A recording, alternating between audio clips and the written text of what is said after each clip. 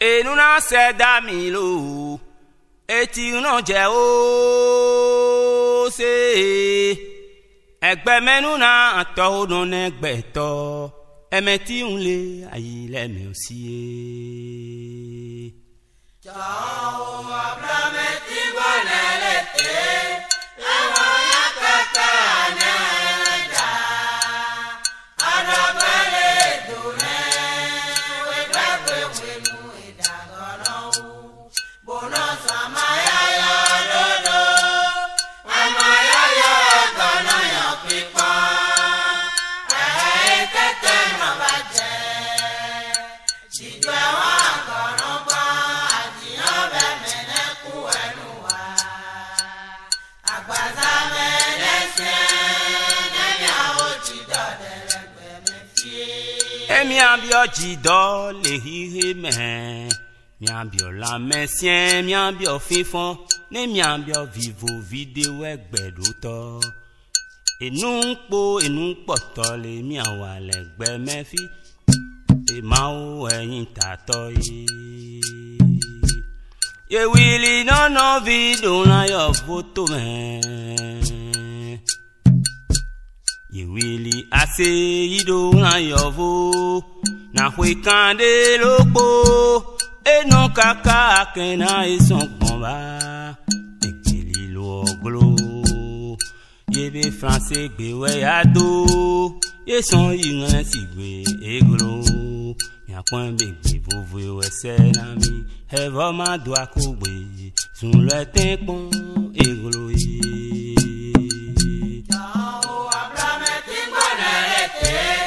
Ewa ya kakane ja. Adabale dune. We babe we mu idagoro. Bono samaya ya dodo. Amaya ya gono ya pipa.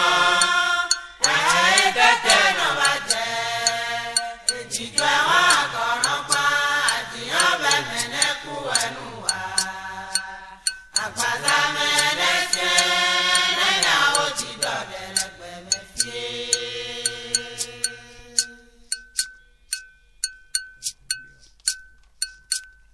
Et nous c'est d'amilo.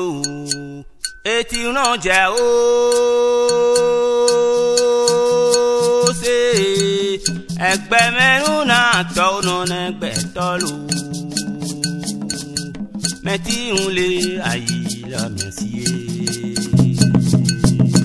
Ciao, abrameti bonelete. Ewa ya kakane ja. Adabale dune. We babe we mu idagoro. Bono samaya ya dodo. Amaya ya gono ya pipa.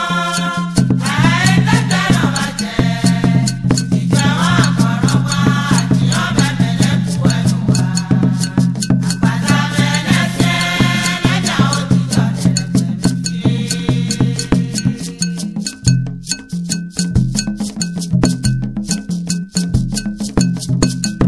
Nous c'est d'amilo. Et tu n'en j'ai osé.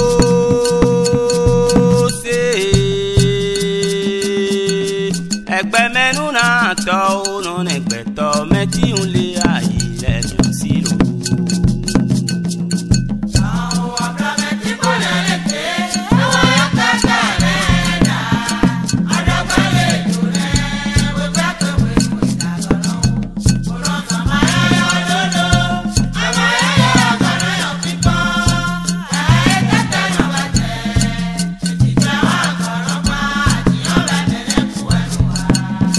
Agbaza mene se. Nemi awo chido delegbe me fie. Emi abio jido le ihe me. Mi abio la mesien, mi abio fifon. Ne mi abio vivo video egbe loto. Enun po le mi awa legbe me fi. E ma o eyin tato yi. Ye wili no video na yo photo me. Ye wili ase ido na yo vo. Na hwe kande lopo. E non kaka kena e son combat. E kili lo glo. Ye be français gbe we ado. Ye son yinglen si gbe e glo. Mi akwan be gbe we se na mi. He va ma do akogbe. Sun le timpon égolé.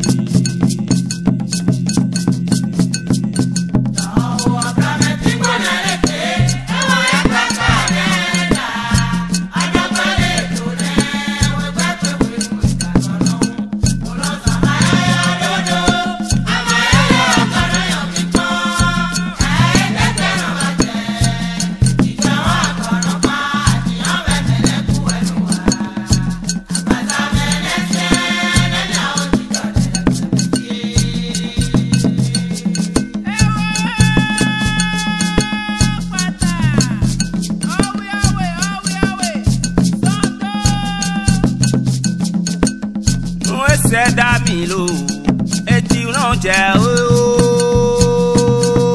c'est egbe menu na to no ne gbe to lu meti un le aye